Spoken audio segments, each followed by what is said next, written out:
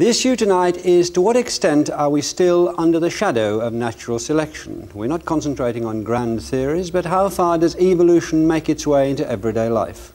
Evolution is about success in reproduction and survival. So let's start with human reproduction. To what extent are our sexual desires determined by our evolutionary inheritance? Stephen Pinker.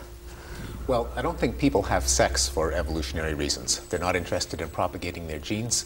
If they were, there'd be no such thing as contraception. On the other hand, if you ask the question, why is there sexual desire to begin with? Why do people get pleasure out of sex? I think evolution has everything to do with it. The fact that people would rather have sex than, say, bump foreheads or rub an elbow against a knee surely is related to the fact that sex leads to reproduction, whereas those other activities don't. More subtly, I think there are a number of features of sexuality that can be explained on the assumption that it is a way of sending genes into the next generation.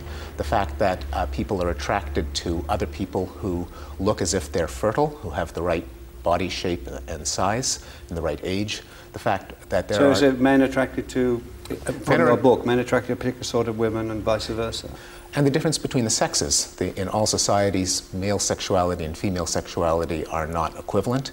Roughly speaking, men have more of a tendency to go for quantity, women for quality, and it's surely no coincidence that a man who has sex with 50 women can have 50 times as many children. A woman who has sex with 50 men is not going to have 50 times as many children. So that biological fact and that behavioral fact presumably are related, and that's an example of how evolutionary theory helps explain some of the patterns of human sexual desire. Would you